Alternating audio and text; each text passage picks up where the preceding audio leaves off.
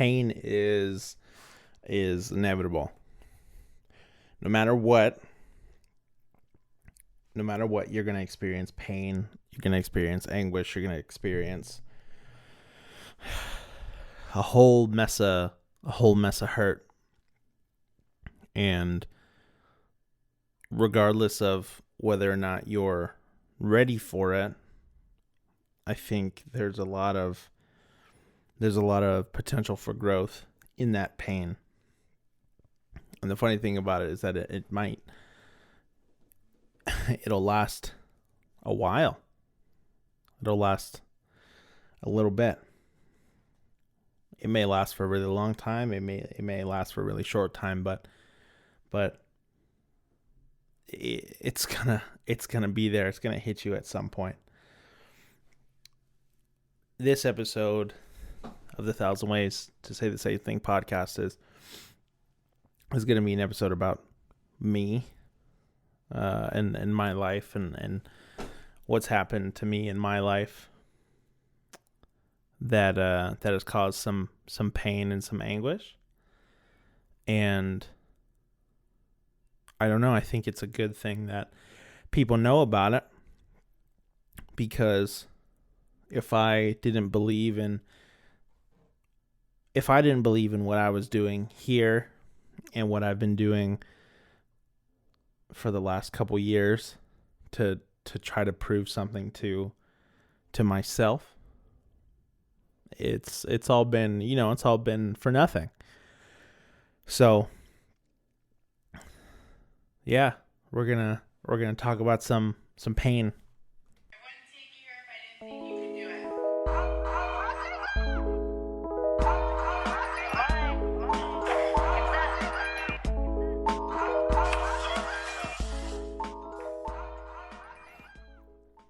So, welcome back, everybody. Like I said, I'm gonna do my best to get as many of these out as I can. I'm gonna get on a set schedule, and that set schedule is gonna be 1 or 2 episodes every week. That's what you guys get. I don't know. I feel like I've been putting episodes off because I've been going through a lot of anxiety and a lot of depression as of late. For whatever reason, I don't know 100% why. So hopefully I can figure it out as I talk about it. But you know what? It happens. It's an inevitable part of life. Like I was saying, pain is going to be there, and it's like that annoying pain that you get in your lower back because you sit on your fat stack wallet so much. Or it's just walking around, and it's like waking up early in the morning. It's all that stuff that you really don't like doing. Sorry, I couldn't pull up or think of a better analogy. My bad.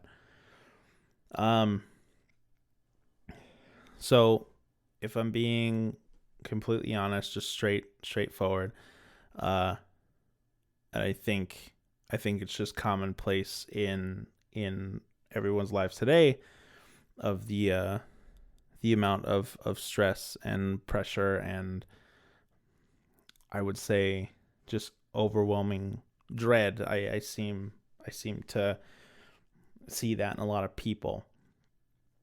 And I know from previous episodes and, conversations I've had with other people that I usually come off as some really cheery, some nice, philosophical type of guy. And the only reason why I've gotten that way is because I've tried to work through a lot of this pain and anguish, and I guess the goal of this podcast is to help people find the cues to their life that they need. So if this helps, if this works for somebody, just letting it out, let it out, I think for a big part of my life, since I was a kid, I think I've always wanted to be a hero, and a hero in whatever sense of the word, whether that's, if you think of the first thing that you think of when you hear hero, like Iron Man, Captain America, any of the Avengers, Batman, Superman, those guys. Yeah, that's the first thing, that a lot of people think of. And then you have those are superheroes. Then you have your everyday heroes, your policemen, your firefighters, your doctors, your nurses, the men and women in everyday commonplace that sacrifice parts of their life to be better for the greater good. That's a person, that's a hero. And then you have heroes that are in your life because they're just in your life. Those are the people that you choose. Yeah, sometimes you don't choose them because they could be your family, they could be your friends, but then you have heroes that are around you that you didn't even know were heroes. I have a lot of people in my life. I have a lot of coaches, a lot of friends, a lot of family, and I can honestly say that I'm surrounded by extremely wise and memorable people, and I have a lot of heroes, and I think the purpose of my life was to do just that in some way. From an early age, I've always wanted to be a person that I wanted to be a writer, an artist. I wanted to paint, and I wanted to sketch and draw. I wanted to do comic books. I wanted to do all that kind of stuff. And then I wanted to be a writer as well. So I wanted to get my words and my stories out there. And then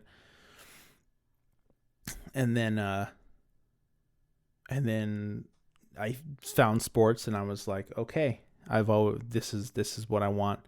This is what I want to do. Like, I would love to be a baseball player who, on the side still has his, still writes and still reads and still does all that cool stuff.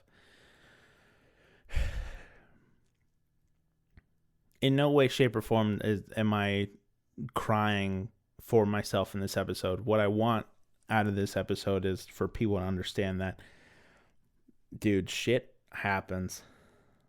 Bad stuff happens, and you're going to be left with a whole lot of scars, a whole lot of pain. And you're just going to have to work your way through it. But I'm not crying for myself. I'm not saying poor me. I'm not doing any of that. I've done that for way too long. And sometimes it catches up with me, and then stuff like this happens, where this last month I've completely dropped off of everything that I love doing because I start feeling sorry for myself. So, I mean, I can give you the abridged version. I can give you the abridged version. But at some point or another, I was born. And my mom got pregnant with me very early. She was still in high school. My dad was outside of high school. And I grew up in a Hispanic household, so you know how that works, or whoever doesn't know. All my Hispanics out there know, but whoever doesn't know, majority of the time when you're in a Hispanic household, you're going to spend a lot of time with your grandparents. Your grandma and grandpa are going to raise you. So I spent a lot of time with my grandma and my grandpa growing up, and I don't know about you, but only a real handful of relationships really are destined to still be together throughout high school, especially when you add the added stress of a child. So, naturally, my mom and my dad split up. They were married for about 6 years, I think 5 or 6 years. I was maybe, I honestly can't remember, anywhere between the ages of 4 and 6 when they separated, and it was going back and forth from, between the two of them, with like joint custody and stuff. And that, like I said, I'm not here for anybody's pity. I just want everyone to know that statistically, I think now in the United States, the divorce rate is up to like 55, 60, 65%. So it's happening. It's happening a lot more. And, if you come from a broken home, I know what it's like, and I know what that feels like. I come from a broken home. My girlfriend, she comes from a broken home as well.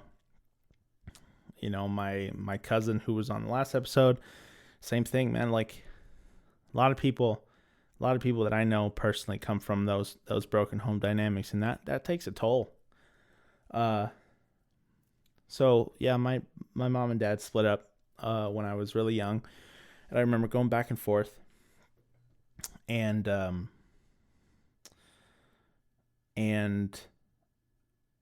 there was having to go to the court cases and the court hearings and all that stuff. I didn't have to go to them. I was always in the court. I was always either at school or the court, like daycare, just chilling a couple times.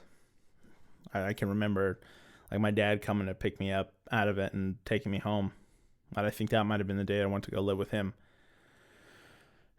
I do remember vividly that I did go to I don't know if it was a court ordered like psychologist or if it was a court ordered if it's a court ordered psychologist or a court ordered just like an attorney. But I remember speaking to them, and I don't know if there's any parents out there listening that are in the middle of a divorce. Keep your kids out of it, because they're if you do take them to that court-ordered psychologist, they're gonna ask your child if who they love more, and who they want to be living with more. I guess that's a big factor in the decision-making process, but overall, it's I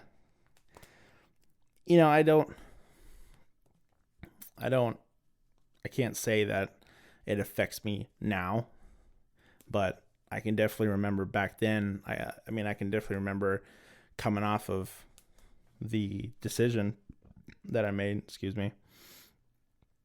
I didn't necessarily make a decision because they're my parents, both of them are my parents, and as a kid you're just kind of dumb, and I love them both. And honestly, it was so long ago, but I can't clearly say that I made a decision on who I went to go live with. But I ended up living with my dad, so I could have sided that way. Not to say that my mom was a bad mom or anything, but that really was just, I don't know. It could have been a lot of factors. So after that situation, I think it was about 6 or 7 when from their divorce finalized, I think. regardless, it finalized, and my mom got remarried to my stepdad, and he was joining the military at the time. So after it had been, I think after they had deliberated and I had gone to go live with my dad, my mom got married. My mom got married very shortly after the divorce finalized, and then he was gonna go off to basic training, and then eventually gonna be stationed in Germany. So I think within the span of like a year or 2 years, we went right back to my dad and my mom went right back to court, and same thing happened where, I was put in the middle of a lot of things that I didn't understand, and a lot of I think it's mostly knowing that someone at the end of the day was going to get hurt and was going to get upset by it. And I've never really liked that. I've always wanted to be a hero. I've always wanted to be a good decision maker, and I've definitely have made mistakes in my life. I've definitely made mistakes in my life that I've learned from, and I'm a better person for it. But when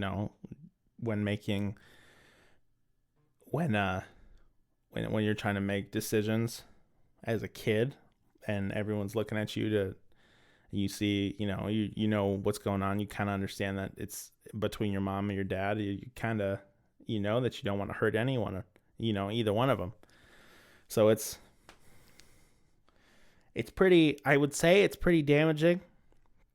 I would say it's pretty traumatic under the circumstance. I mean, depending on how smart that kid is, and I'm not bragging. I'm not saying that I was a smart kid, but I mean, I was in GATE when I was in elementary school, and those for the smart kids. So, I mean, I understood the concept of what was going on. I knew that we weren't living together. I knew that there was some issues going on between the two, and my mom was leaving, and this could, I mean, when they asked you again, who do you want to live with? That's really shit, especially as a kid. When you don't want to see your mom cry, you don't want to see your dad cry. So my mom was living in an apartment. My dad was living back home with his parents right after the divorce. And I was just going back and forth, and I would always see them both, and I would spend time with both of them. I think they had joint custody. And then eventually, after the second court hearing or whatever, the judge ruled that I would stay with my dad because I was in school. I had friends, I had all this stuff. I was established back here in, California, and my mom and my stepdad were going to move to Germany. They were going to move to Germany, and that was not good. The judge wasn't going to take me out of my dad Caesar's care, and they weren't going to do that. It's not a good judge. So I lived with my dad. And then shortly after that, my mom moved away to Germany. And she was in Germany for 3 years. I think I was 8. My mom moved. I think I was roughly like 6.5, 7. My mom moved away. Then I turned 8 that following summer. And then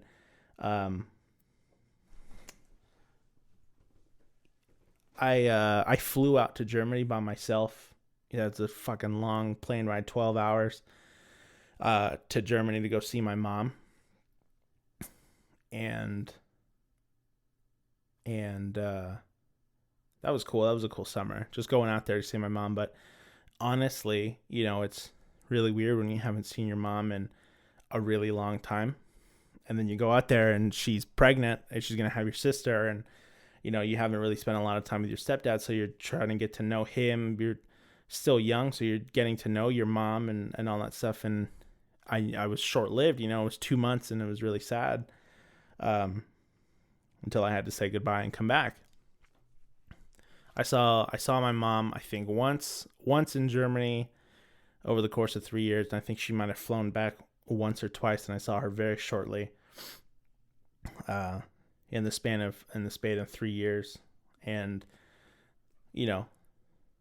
as a perceptive young adult, not young adult, like a young teenage, preteen young boy, 9-10 years old, I completely understood if under your parents, that they're upset, that they're angry, and if there's anything that I can attribute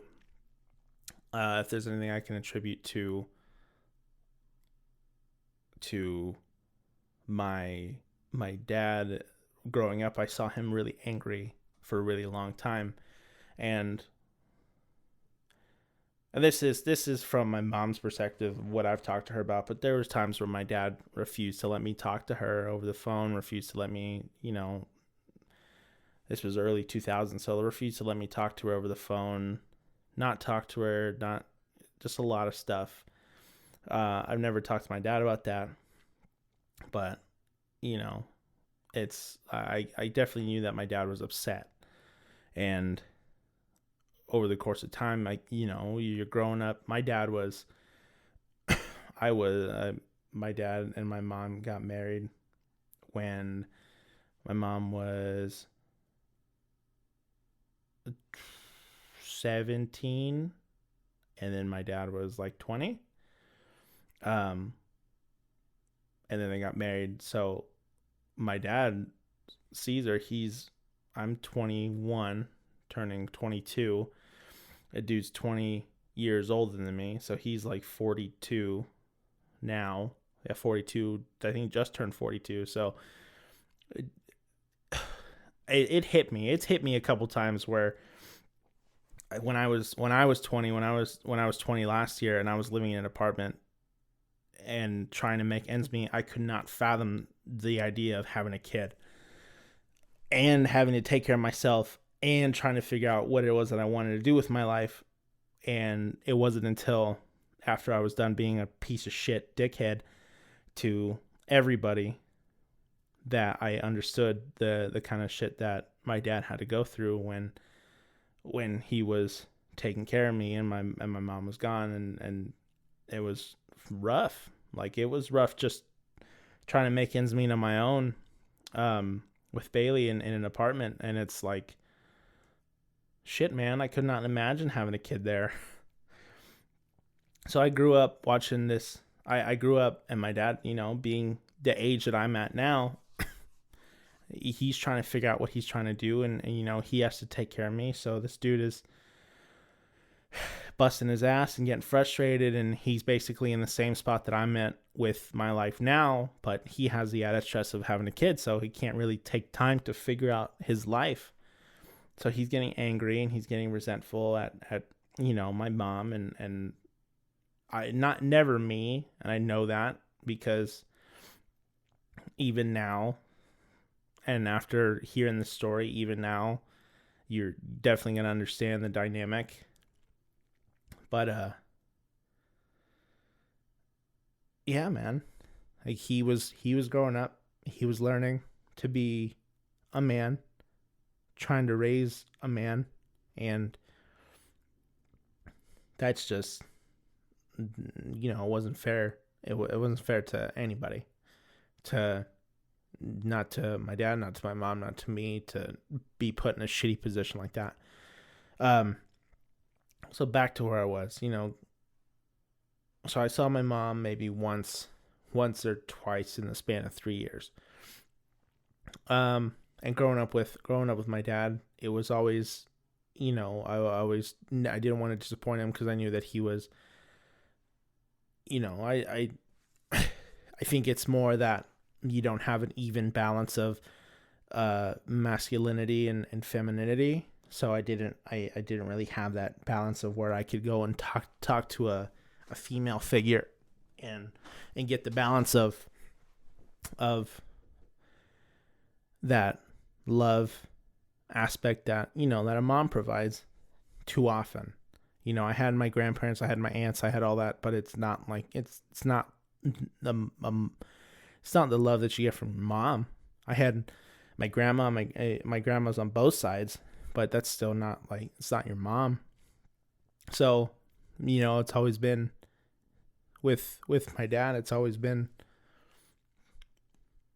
I don't want to disappoint him, and I don't want to upset him because of, and I found this out later in my life, that I didn't want to disappoint him because I don't know if it was back then, but I knew that when I started getting old enough, I couldn't disappoint him for everything he did for me. And then later on down my life, I started thinking about why that was bothering me, why I couldn't ever let him down, and why nothing was ever good enough for him. So, my mom moves back to Kansas after her 3-year stint out there in Germany with my stepdad, and she's closer. I'm going into middle school, and now, I'm heavily invested in sports, and I'm still drawing, I'm still writing, I'm still doing all this stuff. And now for like winter and summer breaks, I can go out and see my mom in Kansas every now and then. So I saw her a little bit more. I started getting to know her better, and my stepdad better, and my little sister, and she got pregnant again and had my little brother. So it's, I started having a little bit better relationship with him, but you can really only learn somebody and know somebody so much after 2 months out of the year in summer and like 3 or 4 weeks out in winter. So it's over the course of time, I did my best as a kid, but I think when something drastic like that happens early on in your life, I think you set up this really big wall, really big force field around your heart and your soul that doesn't really want to let the person who hurts you in, even if you're not consciously thinking, oh, you hurt me on purpose. I think it's really hard, and it's been really hard for me to move on and move past all that. I know my mom didn't leave me on purpose. I know she didn't leave me like, oh, I hate you, get fucked, deuces. No. She had her reasons too, and it is what it is, and I love my mom, and she's the best mom that she is to me, and she, no matter what, is my mom, and I love her, and she's the best mom that she is to my little brother, my little sister, and I can't, I'm not going to sit here and say, oh, I hate my mom because she left me. No, if and this all comes full circle, but if I didn't learn from that pain in my life, I didn't learn from that anguish, I wouldn't be the person I am here today.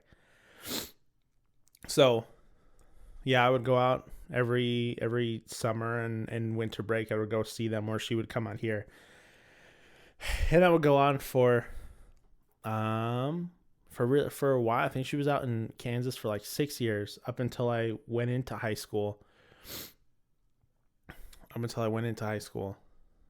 And this whole time I'm growing with my dad, and he's turning 30, and most guys don't start being dads until they're like 28, 30, and here I am already like 13, 14 going into high school, and we've had a great relationship up until that point where I rely on him, he relies on me, and no matter what, I can't disappoint him, because and again, this is just the stuff that goes on in my mind. This is just the stuff that's going on, and I haven't talked to anybody professionally about this, and I probably should at some point.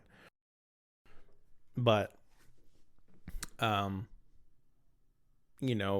growing up with one parent. That parent kind of unhealthily becomes your only source of not inspiration, but I would say your only source of security as far as what a parent does for you. So my dad and I were as thick as thieves. I was getting really good at baseball coming up into high school. I was starting to do football. I was just learning from him at every corner, doing everything I could to make him proud. And right before high school, uh, we lose our house. I think we had lost two houses up to that point, and we move in with my grandparents right down the street from my high school. And then I enter high school, and this is where things get really, really fun in a weird cosmic way. So my freshman year at high school, I didn't go to baseball camp during the summer. I was out in Florida on a vacation with my mom. I was out there, and I came back, and I went to the football camp, and I made my friends. I made some friends at at the freshman football camp, but I didn't go to the baseball camp. And if people know, if anybody knows about, high school baseball, it's definitely political. They pick their teams out really early, and I should have been there, but I didn't. And that is kind of what took me out of playing baseball at all. That was one of the reasons why I didn't play baseball my freshman and junior my freshman year. I go to high school, a whole new high school. I wasn't originally going to school down about 45 minutes away from my house, in San Diego County. So when I moved up to this place and up in Riverside County, up in Marietta, I didn't know anybody. So I was a new kid on the block, and I had to make friends really fast. I was always good at making friends, but I had to make friends really fast. And I made my friends, and that was cool. I played football. I started. That was really cool. I was getting through a season, and oh boy, midway through the season, so my mom moves back. My mom moved back to California this summer before I went into high school, because I was going down to school in San Diego County area. She moved down there. She wanted me to live with her finally, so I can stay with her and she have a turn, raising me, because I've been with my dad for so long. I just continued going to school down there, meeting all those people, just, not really leaving that area. But my dad had already enrolled me up in school up there, and he wasn't going to let that happen. So they moved back. I went on that vacation, and then they lived down in that San Diego County area, and I was up here going to school, and I would go and see them every weekend, every weekend, every other weekend. And then midway through my freshman year, and I know I know a majority of this sounds like just normal kid stuff, normal growing up stuff, divorced parents. That's understandable. Divorced parents, that's understandable. Mom moving away, that kind of stuff, not seeing them, that's understandable. It's pretty solid stuff. And I do have, I've moved past all that stuff, and I'm moving. I've learned from a lot of that stuff, a lot of that pain and anguish and pressure that I felt around both parents all the time. Midway through the first semester of my freshman year, my mom hits me with a doozy of a statement, and she asked me if she was goodness, I don't know how to start it. So my dad My dad's name is Caesar. I'm, you know, uh, I'm named after him. My stepdad's name is Brian. My mom, midway through the first semester of high school, tells me that in the best way that she can, that there's a possibility that Caesar is not my biological father. And over the course of a couple weeks, um, we, my mom and I, met with my biological father and took a paternity test and got the results back, and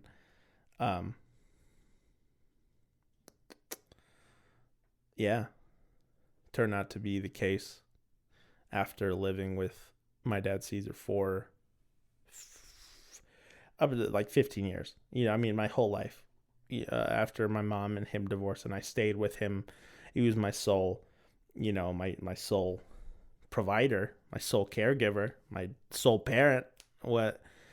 That's my dog right there. And then we found that out, and as you can kind of tell from my hesitancy to even talk about it, it's not raw. It's not a raw wound, but it's still one of those things where it's been 2019. I found that out in, holy shit, that was 20. Oh my God, that was like almost 10 years ago, dog. What the fuck?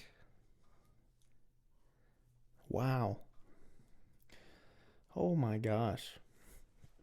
It's been 10 years. Almost 10 years. It's been like 7 or 8 years since I found that out. And it's not a raw wound anymore. At least not for me.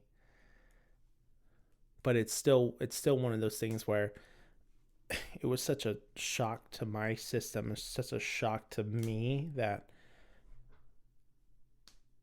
it's still a shocking realization when I think about it in terms of like my life and what happened in my life. And I was just a kid going into high school, and high school that's your development years, man. Those are years as a teenager where you're figuring out who you're trying to be, who you're trying to be and what you're trying to do with your life, trying to get to school, trying to go to college, trying to potentially find a purpose. And man, that was my first year of high school. When that happened to me, and God bless Coach Rasa for listening to me, because the day I found out, the day that I met with my biological father, Jason. I met with him on the Sunday prior to school, like prior to the school week. Sunday, I got dropped off at home on Sunday night. And then Monday I was at school, and obviously with the weight on the world, like the weight of the world on your shoulders like that, I can't really tell anybody. I can't tell my dad. I can't tell my family. I can't tell anybody up, and I was living in the house with my grandparents and my aunt and they already they didn't really favor my mom already. And I definitely heard about that growing up. And what was I supposed to tell my dad's side of the family? That, oh, hey guys, look, it's me. You're not your biological grandparent or grandchild, nephew, niece, whatever. That was shitty. So I went to school and I left early because by like second period I was losing my fucking mind.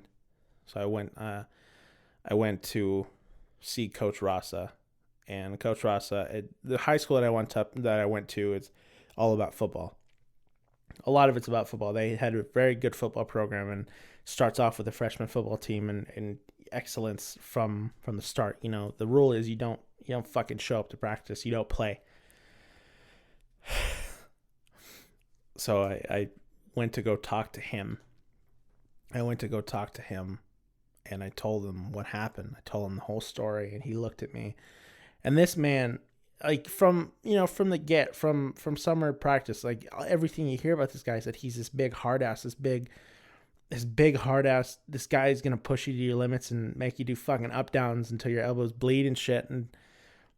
And he's very passionate, very loving man. And then I tell him this, and this dude's looking at me like he's sorry for me.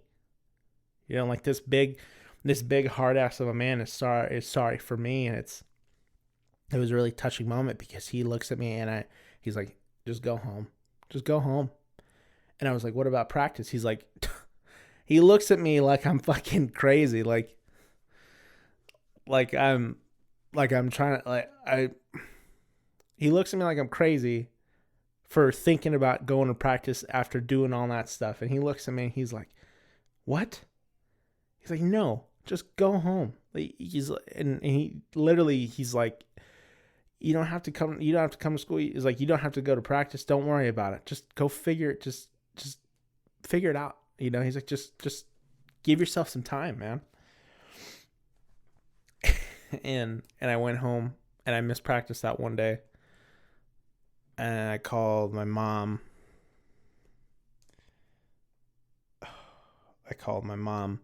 And I let her know that I was going to school. Oh, that I was leaving school. And then, and I believe what happened next was that she went to go to my dad's Caesar's work, and tell him essentially everything from, I guess, whatever happened in their days as you know, boyfriend, girlfriend. And then my dad came home. My dad Caesar came home. When I refer to my dad, when I say dad, it's Caesar, because he's been my father for my entire life. He's raised me. He's done everything, you know, for me. Not to say that I don't care about my stepdad, you know, because I care about him too. And then I also care about my father, Jason. You know, I care about all of it. You know, I care about all three of them. You know, but when I refer to dad, that's my dad, Caesar. So my dad comes home and we kind of sit, we talk about it. And again, it's like to give kind of an example of where my head was at that point. I felt like I had let everybody down. I felt like I had personally let everybody down, in my family down, because for no reason. I mean, I didn't do it. I didn't do anything. But again, here I am, you know, in my dad's home, and I'm thinking to myself how this is my fault. And again, it's not to criticize how I was raised by my dad, by my mom, by my grandparents, or anybody. It's just, I felt like it was my fault. I felt like I fucked the problem up, and I started this problem and I fucked everything up, and it's my fault, and it wasn't. And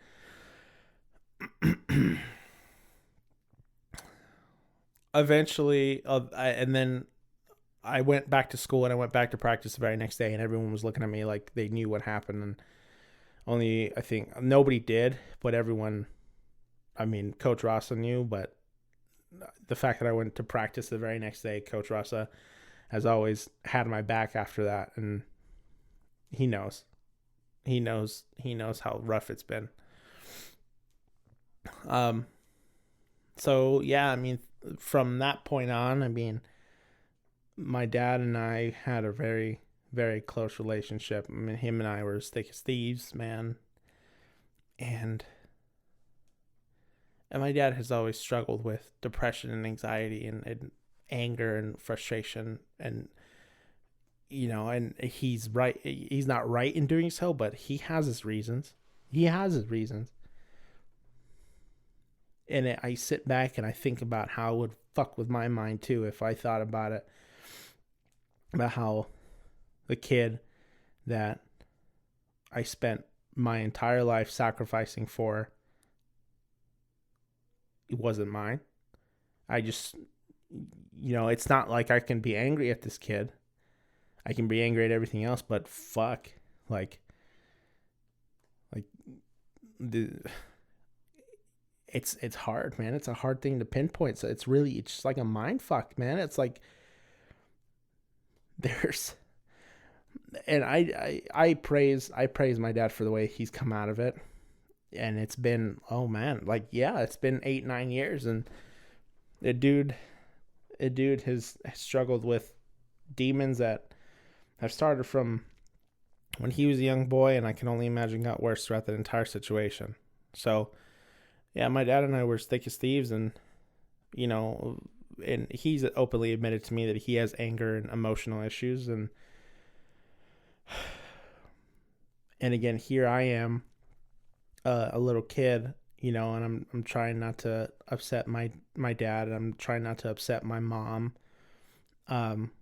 because I knew she felt bad, and I'm also, you know, here's this new guy, this new guy Jason, who he wants to be a part of my life, and he wants to be my friend, and, you know, I'm not opposed to getting to know him as a friend,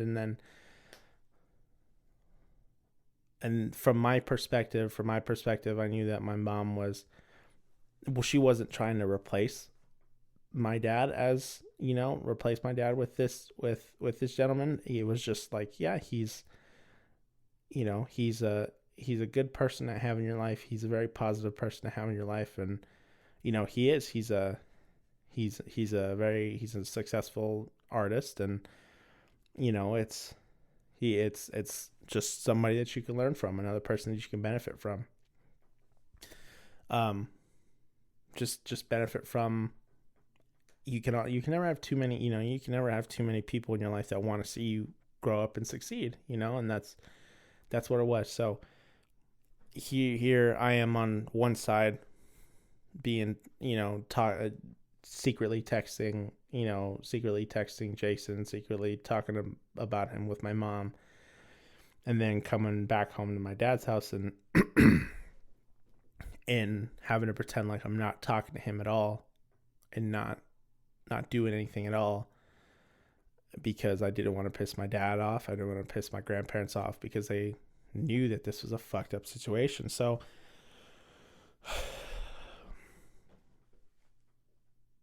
my dad got angry and bitter about it. I got angry and bitter about it. And it just happens. It just happens, man. We didn't handle it the right way.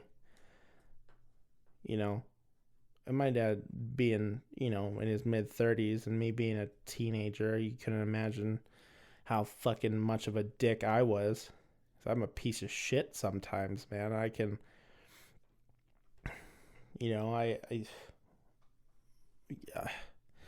I could only imagine, and I don't remember, because I think I might have blocked all the stuff out, but the arguments that my dad and I would get into over the dumbest shit, because there was so much anger and frustration just there, because I couldn't do anything. I just felt like I was trapped still trying to not piss anybody. Like I was walking on eggshells the entire time. So I was isolated and went to my room, and I didn't really talk to anybody because I felt like I was walking on eggshells. And every now and then my dad would fight, and we'd have fights like we never had before, just yelling about shit that wasn't important, wasn't smart, just dickhead type stuff, man. Because I was angry and he was angry, and yeah.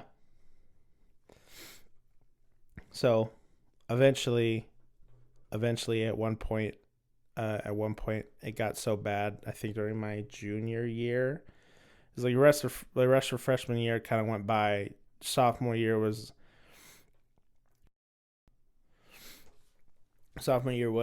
I think the year that I started really finding out who my friends were, and I had my good friends from my football team, and all these guys, and I love these guys.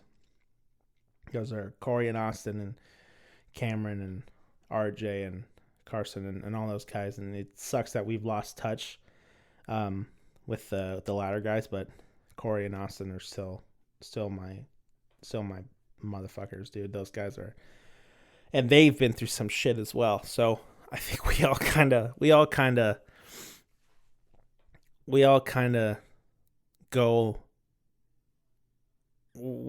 relate, because we all have issues that, I mean, Austin and I both resonate on the daddy issues that we have. And then Corey and I resonate on the fact that, I mean, he's loved me, and his family's loved me since before that, because, you know, he's grown up in that family type dynamic where they're not gonna be closed off to you. And the reason why I get so emotional about it is because midway through my, I think, sophomore and junior year, there was one time when I busted my phone. And I had I got a replacement phone from Jason. And then when I put my SIM card in, the phone activated, and on the cloud it shows you that your SIM card is activated on a certain phone. That certain phone was named after, or it had a name in relative to Jason, and my dad found out, and he messaged me, and he was like, "What's this?" And that turned into a really big thing where I came home and I got into a fight, and then my dad and I got into a fight, and then I took the phone and I, in a fit of rage, threw it and broke it in half, shattered it, and then walked out, and a dad told me he was going to call the cops on me if I left, and I was like, do it. And then I just left. And then after I left, I went and I stayed at Corey's house, and I was there for a little bit, and stayed with them until I came back home. And then after that, my dad and I just kind of stopped talking, even though we lived in rooms right next to each other. And that was also the year that my friends and I that was also the year that my friends and I were really, really dumb with what we would do on Friday nights after games and Saturdays, where we would kind of drown our sorrows in the devil's liquid, booze, boozing. It's not good, especially when you have a problem. It's one thing to surround yourself with people with similar problems and try to talk your way out of them, even though we were dumb kids and just kind of resonated with each other. We were just all kind of big bunch of sad boys. But it's another thing to be a big bunch of sad boys and then kind of throw alcohol into the mix where, you know, it doesn't really solve anything. It just kind of coats everything. And I think I've talked about it in another episode where, you know, for a little bit, weightlifting was the thing that I did that kind of coated everything, coated the sadness and coated the pain of being extremely lost in that part of my life. And then it eventually turned into the thing that I wanted to do. So, rest of junior year goes by, senior years goes by, and you know, I'm spending like every weekend out of the house. Not to mention, so freshman year I played football. I was really good. I was a starter on freshman and then starter on JV, and then I got pulled up my sophomore year of high school, and then in the first game that I played as a sophomore, I hurt my knee. And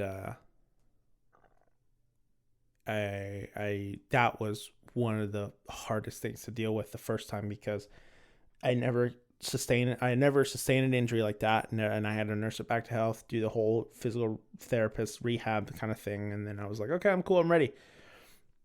Because it's sophomore year, people are starting to get looked at, and I'm, you know, where are my fucking looks? Because I'm good at football, and they didn't come that year, and then later on, after I got healed up, like right after I got healed up, I hurt the other knee, and then that was just the rest of my fucking sophomore year, and then my junior year. Same thing, both knees. I think I hurt my knees, I think a total five times. 6 times, 3 times on each knee.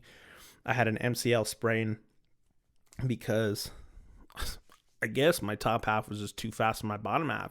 You know what I'm saying? Going left and right. It's a good thing you don't have to go left and right in fucking weightlifting. You just got to go straight up and down. But I got some really bad injuries. And, you know, for the longest time, especially growing up, my dad had told me that, you know, basically doing sports, whatever sports I could, football or baseball, but especially baseball, because I was really good at baseball. Nobody believes me, but I was really good. Everybody who I played baseball with, you guys can send me all those videos from 2008, 2009, whatever years those were. But it's the dream, man. It's the dream that,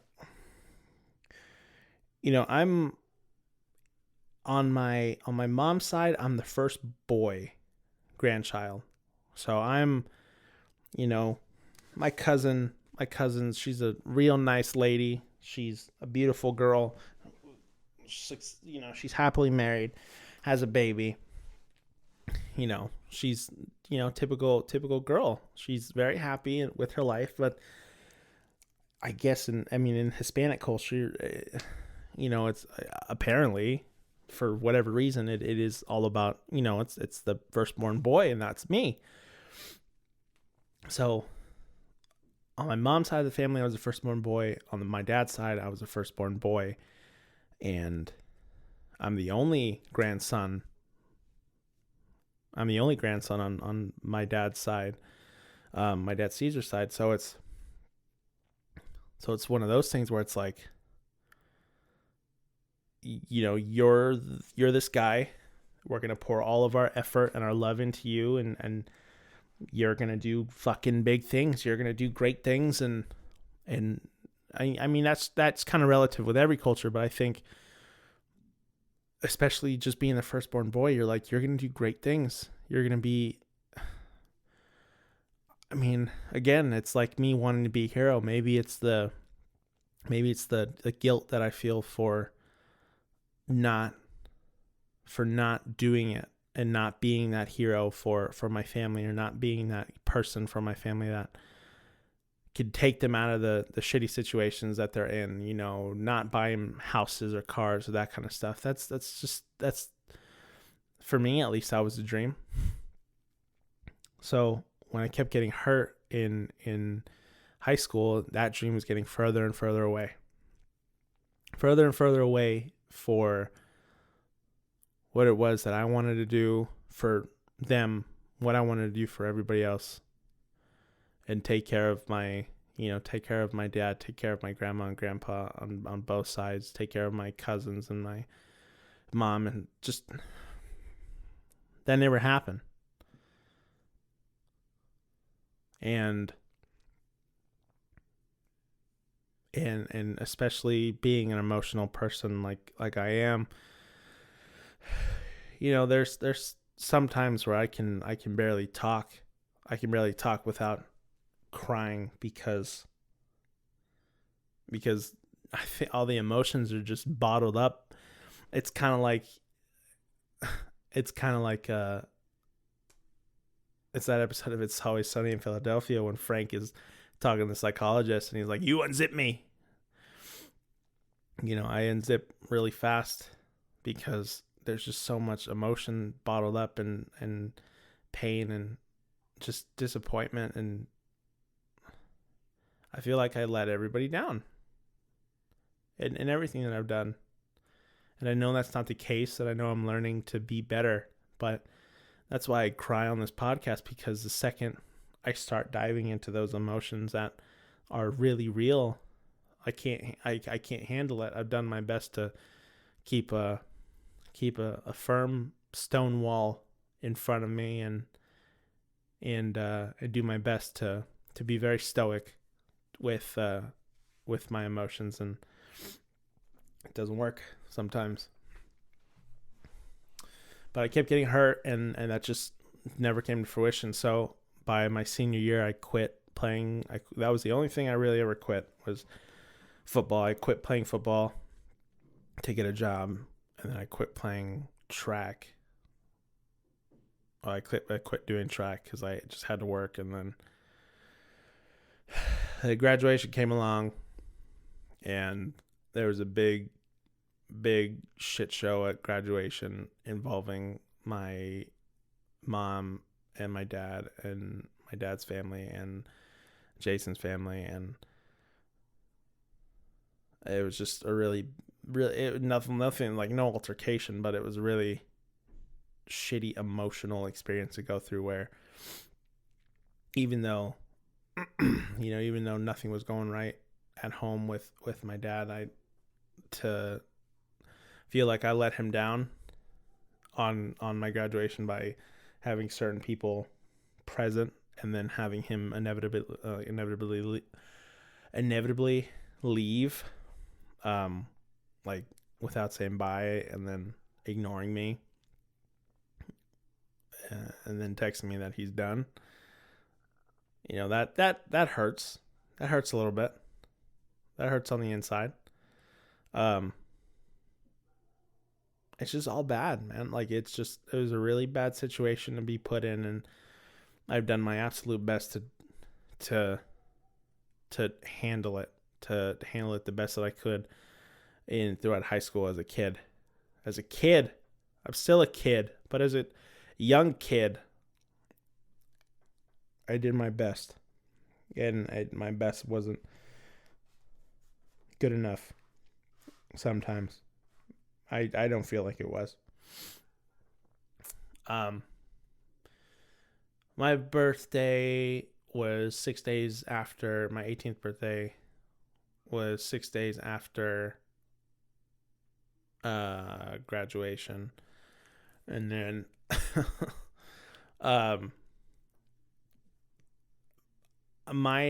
so it's my. You could ask my dad. You could here. Let me bring him in.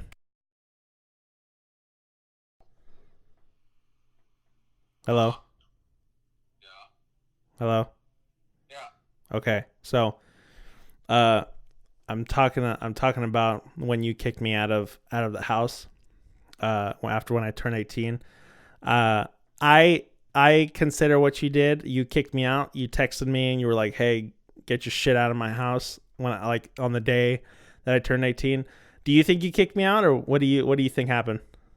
I don't think I did. You don't think you did? No, I think it gave you the option. It was like, all right, if you're not going to follow the rules, then you can get out. And you're like, I'm not going to follow the rules. And then I remember, I do recall when I said, all right, well, then I guess if you're not going to be here, then you got to get your stuff. And so that's why I told her. All right. Well, I appreciate that. Thank you for answering the phone call while you're in the bathtub, sir. All right. Okay. You got it. Okay. Goodbye. Hey, even though, wait, are you recording or what? Yeah. Then you should just go right now. And you could ask me again. It's ridiculous. Okay. Well, when you're done, you can pop in and we can finish the rest of it. Okay. I'm on basically the last quarter of my life. Oh, okay. All right. Okay, bye. Okay, bye. That dude straight fucking kicked me out of the house. He was like, "Yo," he didn't say anything about the rules. He was like, "Yo, get your shit, get out." And I was like, "Whatever, dog. I don't need that shit. Whatever. I'm out. Deuces."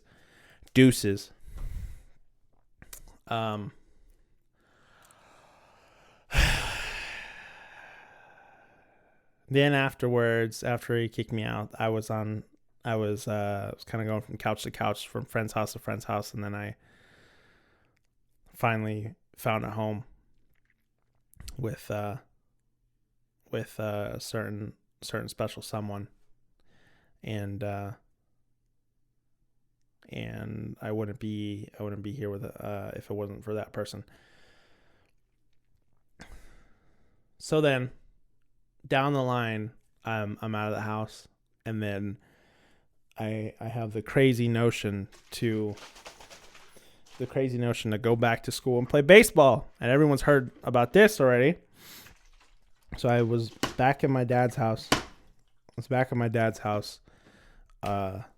When I wanted to play baseball, and then for whoever hasn't heard the story of Caesar Dreams and me going to talk to that dickhead of a fucking that bitch teacher,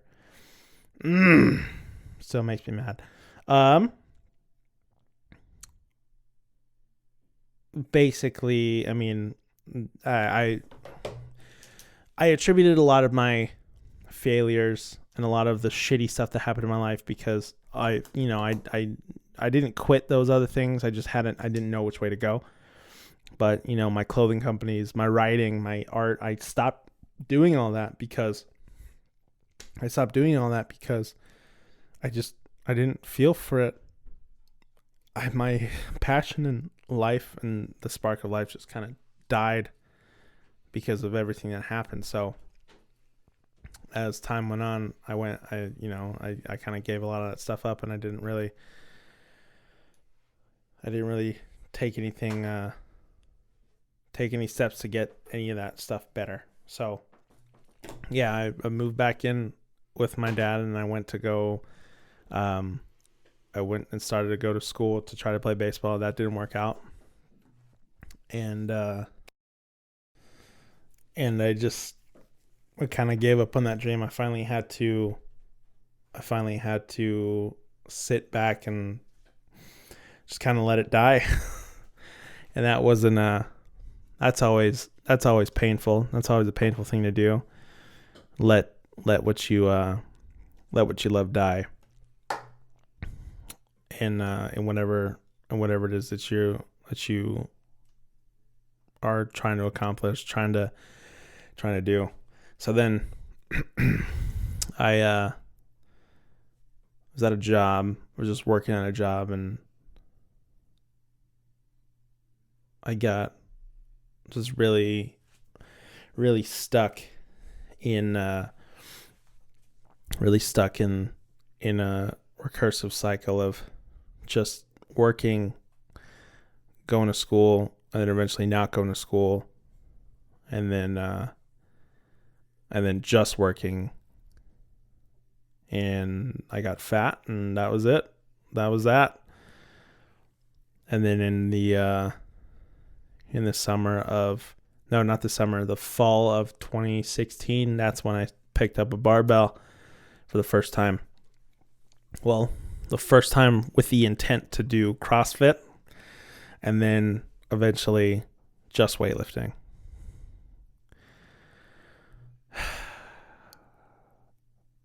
You know, that was the Cliff Note version of my life in an hour and 10 minutes and 34 seconds. So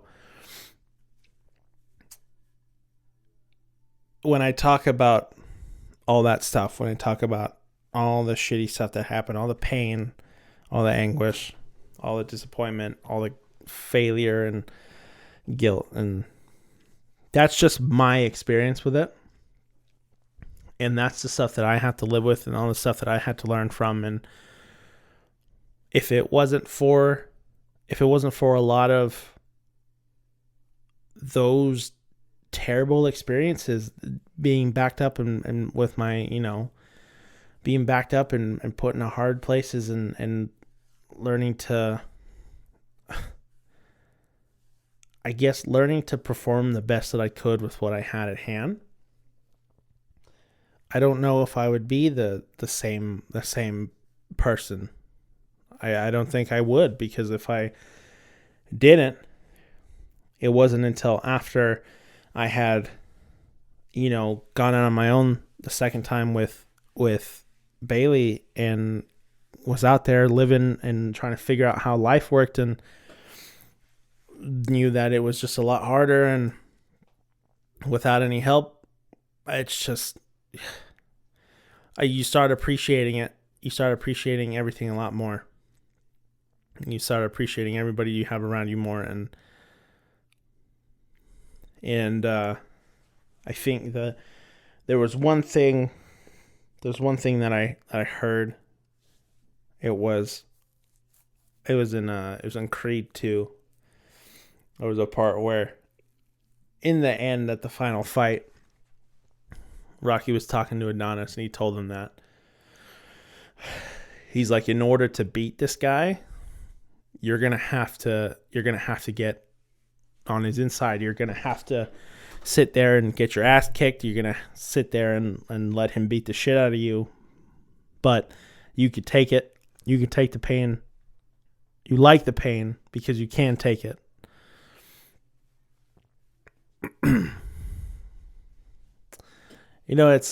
It's weird to end this.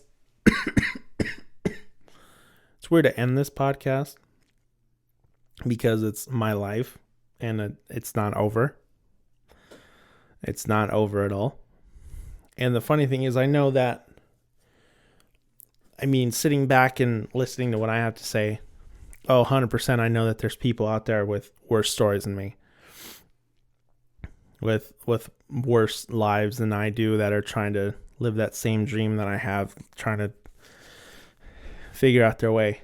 And I'm not knocking anybody, If you're going through a rough time now and you need to hear it from somebody, you need to hear it from somebody that I don't know, maybe you think of me as a hero, and I'm not. I'm definitely not. But if you think and you feel like I am, I just want you to know that, heroes are always born from something. I don't think I am. I don't feel like one, because I'm not a hero to myself yet. But if you're going through a rough time, if you're going through a hard time, it does get better. And that's why I like telling you. That's why I like checking in on everybody in the morning every time I ask you, how you doing? If you're doing good, that's good. If not, it does get better. It does get better. So where I'm at now, and this is honestly where I'm at now, after all that is said and done, after all that trauma and mix of black and blue and red emotions, all that pain, all that anguish, where does it leave me now? It leaves me with, and I'm going to be completely real, it leaves me with, there's some months out of my life that are really good, and there's some months that are really bad. It doesn't go away. None of this stuff goes away. None of that stuff goes away, and none of it gets taken away. You don't forget about it. But the thing you can do is you can always learn from it. You can always learn from that pain. You can always learn from your own situations, from your own circumstance. But if there's anything, if there's anything that I can say now, that even though all that stuff has happened around me and I've been involved with it and I've been kind of in the center of all of it because I'm the center of my life,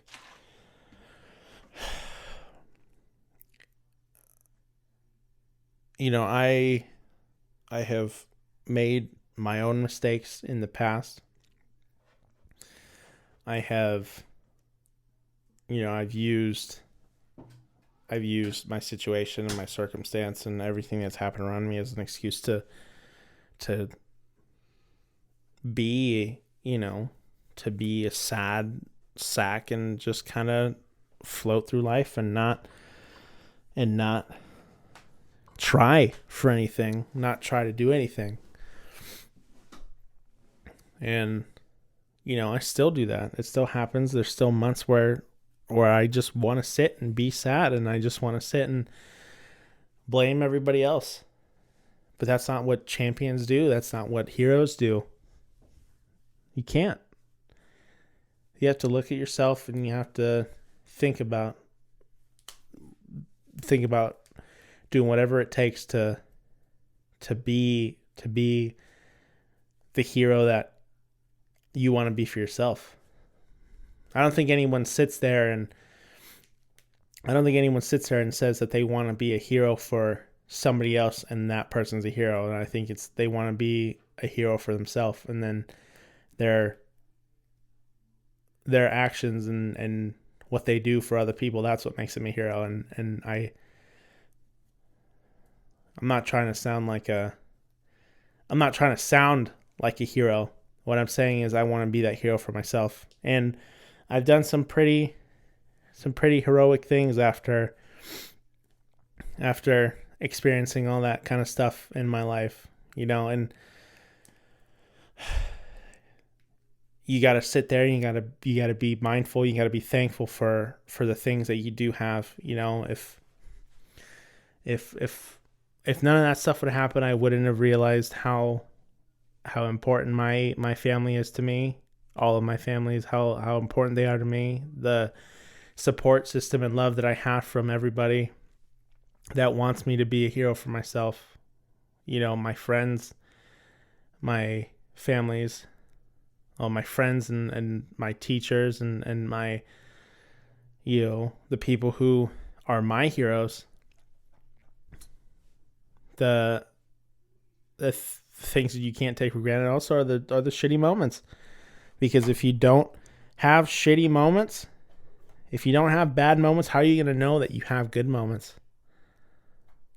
You can't. If you have terrible times in your lives, you're not going to realize what you have at that current moment is good. If there's anything that I can say that I'm proud of for coming, for talking about everything that we just talked about, I'm finally starting to see the beauty in life. I'm finally starting to see the importance of communication and talking and getting what I have to say out. But I'm also, a lot of the bad stuff that's going on in my life now is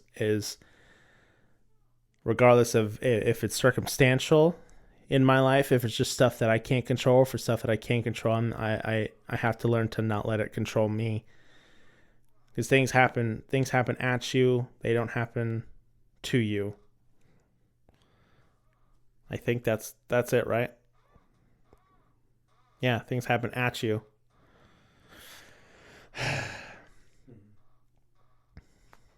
Yeah, I'm proud of myself. I'm proud of the things that I've accomplished. I'm proud of the man that I am today, even though I do have those months where I am a sad, droopy piece of shit, and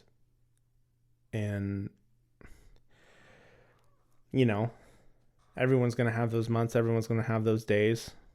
You know, I've had a really rough last couple of weeks. I think it's a mix of everything where I'm really anxious. I'm really nervous for nationals coming up. I'm really excited for nationals coming up. It's starting to, everything's starting to get a little bit more real. Because the closer that I get to actually fulfilling my dream, I don't know. It does get a little bit more real, and I'm getting closer to being the hero that I need to be for myself.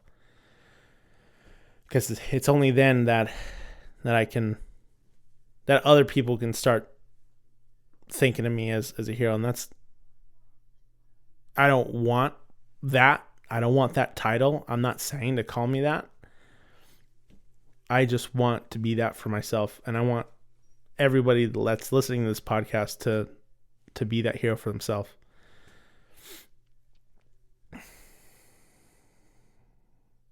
I told you this was a different kind of podcast. This is going to be a real one. In the last 2 years. 2 years since I started weightlifting, I have started a new sport that I had very little knowledge in. When I first started weightlifting, I went from snatching 95 pounds, and then from August to June of the following year, on my birthday, I snatched 300 pounds. I clean and jerked 400 pounds, or I cleaned 400 pounds or 405 pounds, I think, in about a year from when I first put my hands on a barbell. I became a higher up at a job, a management position. And I left that job to go do something that I thought I was gonna help with and be passionate about with another company. I got fired from that job. I went to nationals, and I got top 12 in the United States. I started,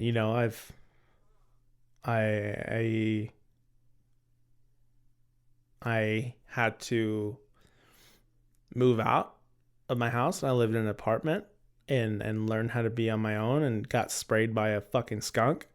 That sucked. Had to learn how to budget and live off of very little money, and I had to, move again after I got hurt. I experienced another injury, and then I had to come back from that injury. I started a podcast. I'm at another job where I'm an actual manager. It's you gotta have a lot of you have to have a lot of bad things to really appreciate the good things you have. And don't think, you have to be very mindful of where you are currently, because if your life is going okay, if your life is going well, it's very easy to get complacent. I even wrote it on my wall, because the last the last three weeks, like month, I've been really pissed and anxious and depressed because everything has gotten so okay in my life that I haven't really pushed for anything, and I just kind of got stagnant. And I wrote down that I'm not good enough to be complacent as I currently am, because I haven't worked as hard enough to rest. I haven't earned it, and I let victory defeat me. I let victory get me soft and get me all cushy and nerfy, and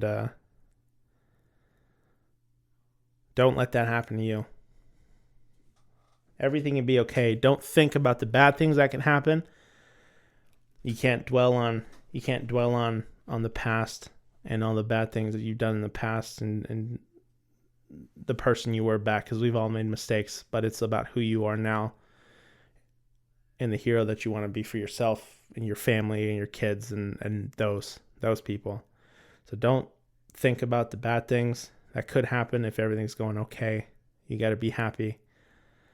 And also, you can't get complacent.